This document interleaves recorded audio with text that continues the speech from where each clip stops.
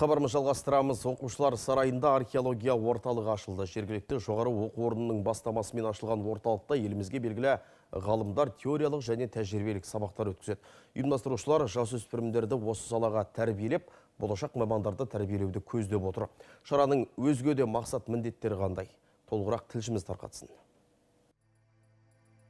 Археологиялық орталық сан түрлі мақсатта ашылып отыр. Ең әуелгі мақсат оқушыларға туған жерлерінің тарихын оқыту. Осылайша археология саласына жасөспірімдердің қызығушылығын арттыру. Болашақ Әлкей Марғұлан секілді осы саланың корифейлері жасөспірімдер арасынан көптеп шығады деген үміт бар. Бүгіннен бастап университеттің педагогтары, жаңағы оқушылардың сарай педагогтары бүгіннен бастап жұмыс істейді осы орталығында.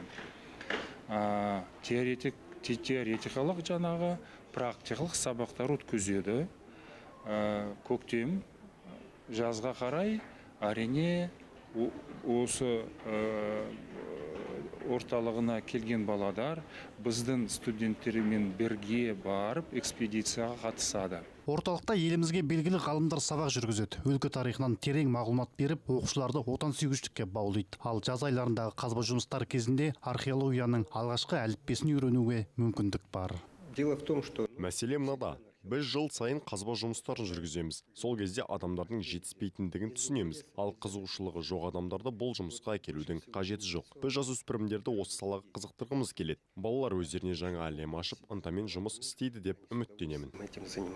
Тиісінше бүгінгі ашылу салтанатына оқушылар да келіп, орталықтың тұсауын кесу шарасына қатысты. Көне дәуірге қазба жұмыстарына қызығушылығымыз бар дейді олар. Археологиядан бала кезден бастап қызығатынмын. Себебі археология арқылы ежелгі адамдардың өмір сүру салтымен және де олардың дәстүрлерімен танысуға болады. Археология мен кішкентай кезімнен қызыған.